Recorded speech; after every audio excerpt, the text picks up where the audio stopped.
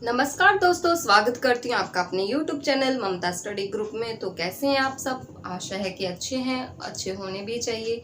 तो हम अपना नेक्स्ट बुक का स्टार्ट कर चुके हैं, जो पॉलिटिकल साइंस है। उसके हमने एक वीडियो पहले से अपलोड कर दी है, जिसमें हमने सिलेबस भी बताया था कि क्या क्या सिलेबस है हमारा। और अगर अभी तक आपने वीडियो को नहीं देखा है तो प्लीज़ वीडियो को देख लें। और फिर ये हमारे सेकेंड पार्ट है जो हम करने जा रहे हैं, तो आपको अच्छे से समझ भी आ जाएगा अगर आप फर्स्ट पार्ट देख लेंगे। और हमने हिस्ट्री भी अपलोड कर रखी है और लिंक डिस्क्रिप्शन में दे देंगे और आप देख लेना।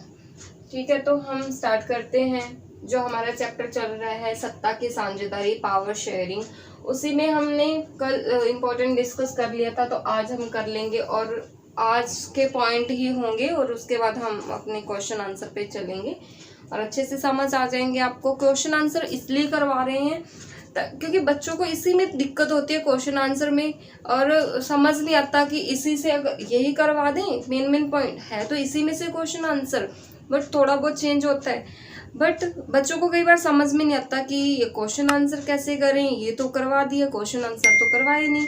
जैसे हम मैथ में करते थे, सर ने हमें एग्जाम्पल करवा दिया, जैसे हमने टीचर ने एग्जाम्पल करवा दिया, लेकिन सर टीचर ने बोला कि इसी के अकॉर्डिंग हमारे ये जो सम है वो सॉल्व होंगे। हमें समझ नहीं आते कि ये सम कैसे सॉल्व होंगे। वैसे ही मैं चाहती हूँ कि आपको अच्छे से क्वेश्चन भी समझ में आ जाए, क्योंकि क्वेश्चन ही आएंगे आपके एग्जाम्स में। और मेन पॉइंट तो इसलिए है कि जो 1 नंबर के क्वेश्चन आते हैं या कई बार बड़े क्वेश्चन आते हैं, क्वेश्चन नहीं होता बुक में, लेकिन इन्हीं से उठा के वो क्वेश्चन बना देते हैं कोई ना कोई। तो इसीलिए आपको करवा रहे, इनमें से कुछ भी आ सकता है। तो हमें सब कुछ हमारा कवर करना चाहिए, कवर रखना चाहिए, क्योंकि एग्जाम होंगे हमारे तो अच्छे मार्क्स भी लेके आना है हमें और अच्छी अच्छी परसेंटेज भी लेनी है। तो इसीलिए हमें अच्छे से कवर करना है सब कुछ। तो स्टार्ट करते हैं हम आज का टॉपिक। भारत में सत्ता की साझेदारी, हमने कल बात की थी श्रीलंका और बेल्जियम की, जो हमारी दूसरी कंट्रीज हैं। लेकिन आज हम बात कर रहे हैं हमारे भारत में सत्ता की साझेदारी। भारत में कौन सी सरकार है? लोकतंत्र है, यानी लोकतांत्रिक सरकार।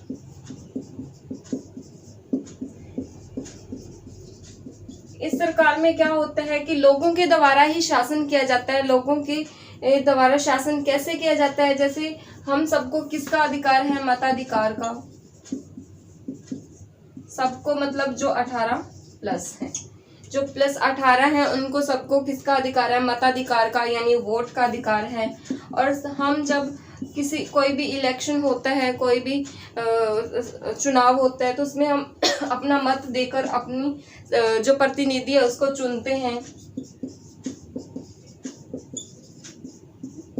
चाहे वो किसी भी सरकार से हो। जो हमें लगता है कि हम इसको वोट देंगे, हम उसको वोट देके वो चुनते हैं, और वो सभी प्रतिनिधि मिलकर सरकार का गठन करते हैं।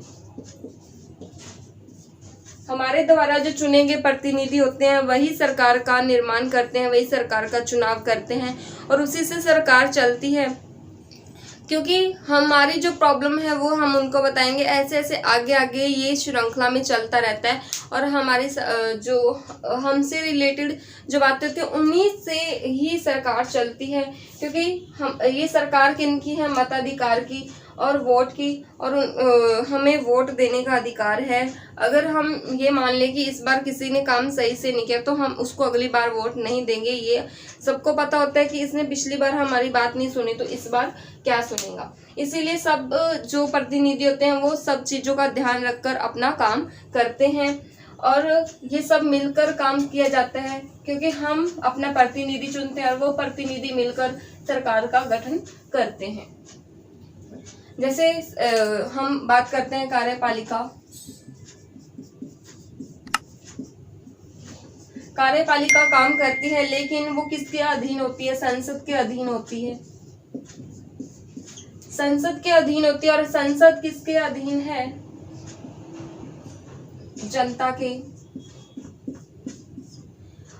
इसको जो काम करना होता है वो इसको जवाब देना होता है। लेकिन अगर संसद में ऐसा कोई काम होता है तो उसको किसको जवाब देना पड़ता है? जनता को जवाब देना पड़ता है, क्योंकि वो जनता के अधीन काम करती है।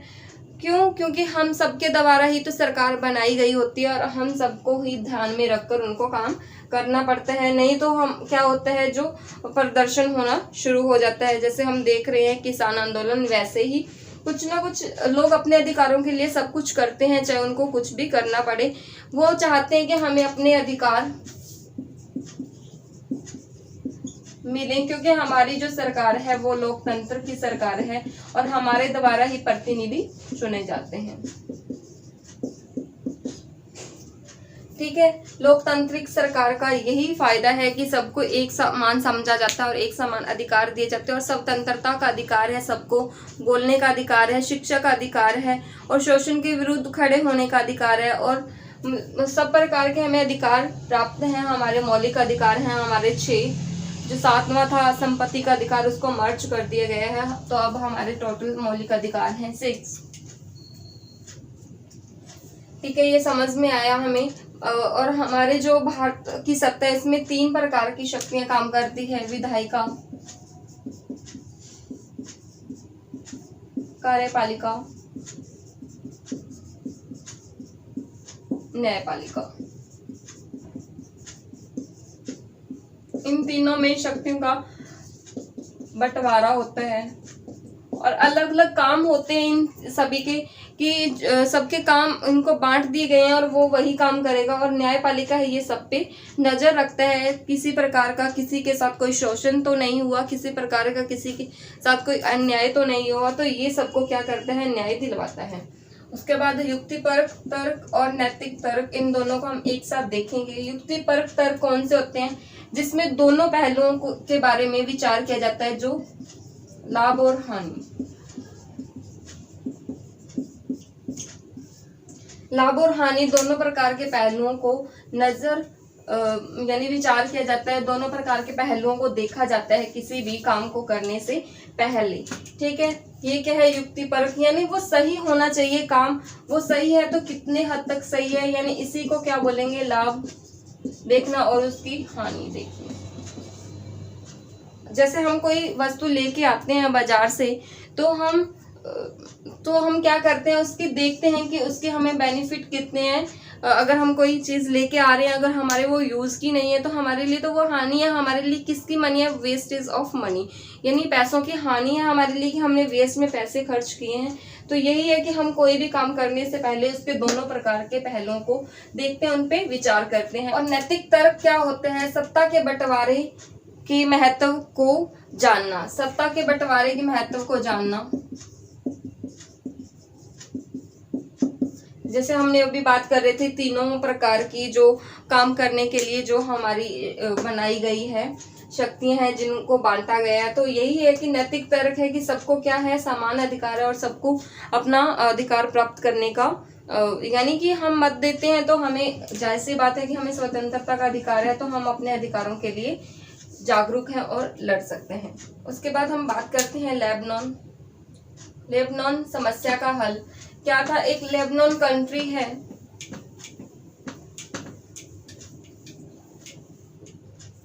लेबनान कंट्री है एक, जिसकी राजधानी है बेरूत, यानी नान खाना बिना रुत के। ठीक है, तो लेबनान कंट्री है जिसकी कैपिटल है बेरूत। तो इसमें क्या है, इसमें भी 4 प्रकार के लोग रहते हैं, 4 धर्म के लोग रहते हैं। और उस समय क्या था कि गृह युद्ध स्टार्ट हो गए थे देश में। तो जैसे हम बात कर रहे थे श्रीलंका में, लेकिन वहां पर आज भी किसी बात को लेकर कोई हल नहीं निकाला गया है। लेकिन लेबनान ने क्या किया कि गृह युद्ध को समाप्त करने के बाद उन्होंने एक फैसला लिया, सब लोग बैठ के सबने फैसला लिया। उन्होंने फैसला क्या लिया, समस्या का हल क्या निकाला उन्होंने, कि उसमें 4 प्रकार के प्रमुख धर्म थे। कौन कौन से, कैथोलिक, ऑर्थोडॉक्स, सुन्नी और शिया। ये दोनों क्या है, मुसलमान। ठीक है, ये मुस्लिम धर्म है, सुन्नी और शिया। और इन्होंने क्या किया, सभी को अपनी अपनी अलग अलग पोस्ट बांट दी, कि अलग अलग पद बांट दिए कि इस पद पे यही धर्म का आदमी रहेगा, इसी धर्म का व्यक्ति रहेगा।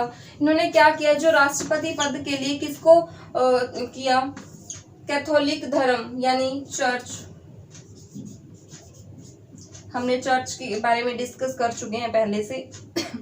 चर्च में यानी ईसाई धर्म, उन लोगों के लिए कौन सा पद आरक्षित किया? राष्ट्रपति का। ऑर्थोडॉक्स जो धर्म था उसके लिए उप प्रधानमंत्री, और सुन्नी जो मुसलमान थे उनके लिए प्रधानमंत्री, और शिया मुसलमान जो थे संसद के अध्यक्ष का पद उन्होंने आरक्षित कर दिया कि इस पद पे इसी धर्म का व्यक्ति रहेगा। लेकिन क्या था, उसके बाद भी ये नहीं था कि ये चारों धर्म के लोगों को बांट दिया गया कि इस धर्म में ये रहेंगे। थोड़े बहुत लोग और भी तो होंगे किसी ना किसी और धर्म के लोग, उनके लिए ये बहुत मुश्किल का काम था, क्योंकि उनके लिए तो कोई पद आरक्षित ही नहीं था। जो मेन पद थे वो किन के लिए, इन 4 धर्मों के लिए आरक्षित कर दिए गए। तो सबको क्या थी, दिक्कत तो थी जो दूसरे धर्म के लोग थे। और उसी में एक व्यक्ति का नाम आता है खलील एक व्यक्ति था जिसको इस जो ये बंटवारा किया गया था सत्ता की साझेदारी का, उस पे बिल्कुल भी ट्रस्ट नहीं था। उनको ये लगा कि ये तो बहुत गलत है कि पहले से ही हमें ये पता है कि राष्ट्रपति इस धर्म का होगा, उप प्रधानमंत्री इस धर्म का होगा, प्रधानमंत्री इस धर्म, और संसद का जो अध्यक्ष का पद है वो इस धर्म का होगा। लेकिन जो दूसरे लोग हैं उनके लिए तो कुछ है ही नहीं।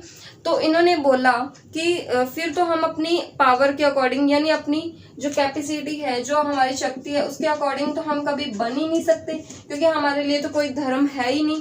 अगर मैं सबसे ऊंचे पद पर जाना चाहूँ तो वो तो मैं जा ही नहीं पाऊंगा, क्योंकि ये चाहते थे कि कोई धर्म नहीं है। और ये इन्होंने बोला कि ना तो मैं अपने माँ के धर्म को मानता हूँ और ना ही पिता के। ये इन्होंने बोला कि दूसरे देशों की तरह हमारे देश में भी लोकतंत्र क्यों नहीं है, सबको मत का अधिकार होना चाहिए, और जिसके पास अधिक मत आएंगे वही देश का राष्ट्रपति बनेगा। क्योंकि ये चाहते थे कि जिसके पास अधिक शक्ति होगी, जिसके पास अधिक पावर होगी, जो उसके लायक होगा वही राष्ट्रपति होना चाहिए। तो इसीलिए इन्होंने इसका विरोध किया। इन्होंने बोला कि हमारे देश में भी दूसरे देशों की तरह लोकतंत्र की सरकार होनी चाहिए, जिससे सभी धर्मों के लोगों को और सभी जो अन्य धर्म के लोग थे सभी को समान अधिकार मिले और सब अपनी पावर के अकॉर्डिंग ऊंचे पद पर पहुंचे।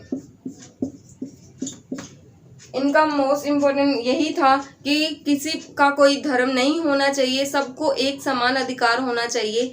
और ये चाहते थे कि अगर मेरे पास पावर है कि मैं राष्ट्रपति बन सकता हूँ, लेकिन मेरा धर्म तो कैथोलिक नहीं है, मैं ईसाई नहीं हूँ, तो मैं राष्ट्रपति कैसे बन पाऊंगा। तो इसीलिए इन्होंने बोला कि हम सबको मताधिकार होना चाहिए, मताधिकार होना चाहिए, यानी वोट का अधिकार होना चाहिए, जिससे हम अपनी खुद से सरकार चुने और खुद वोट करें। जिसके पास अधिक वोट आएंगे वो देश का राष्ट्रपति बन जाए। ठीक है, वो देश का क्या बन जाए, राष्ट्रपति बन जाए। तो बात करते हैं हम नेक्स्ट अपना आज की वीडियो का लास्ट पॉइंट है संघीय सरकार। संघीय सरकार में क्या है कि 2 प्रकार की सरकारें मिलकर काम करें, यानी केंद्र सरकार और राज्य सरकार।